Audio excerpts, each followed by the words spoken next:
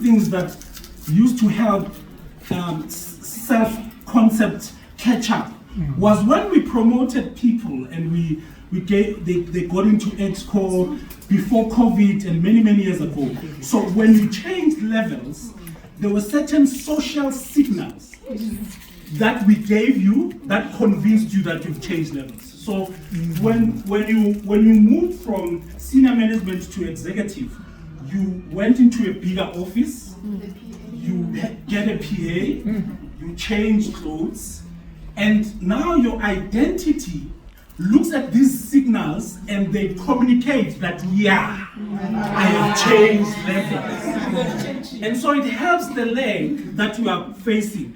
But now, one of the problems with this open plan, everybody's wearing chinos and whatever, is that sometimes we promote you today and then you sit in the same desk that you were in last week, and therefore it does not help your identity. You keep operating as if you are still on that manager of others, as opposed to be that leader of functions. That's what you said, ne? I mean, I'm a membership. A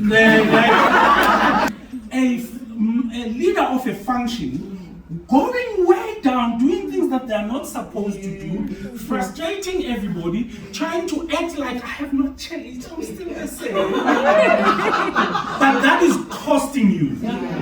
This humility that many people say, I want people to think I've not changed, it is costing you. So the biggest thing we must resolve is our identity to say, I have changed levels. It's okay for me to give someone something to do and expect them to do it and not interfere with them and hold them accountable.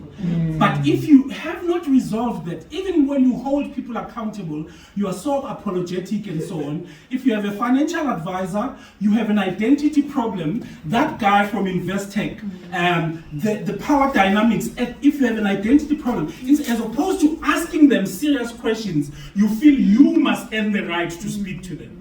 So we must resolve this. Make sense then? Yeah. I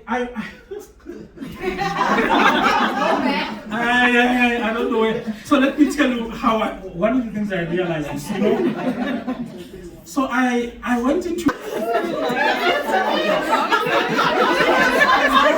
so hard that many of us, we try to shrink ourselves in order for us to be still relevant in things that we've outgrown. And therefore it is sabotaging our progress and our positioning. And that thing can really, I think you can actually see the number of zeros in your account based on this thing. So we must resolve it quickly. So this is the reflection question that I have for us. What patterns in our lives keep repeating, not because I lack capability, but because something inside keeps pulling the handbrake.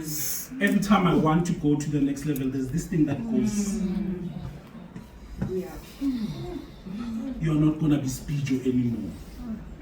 You know that you've worn that identity too much. And so on. That's a big thing, right?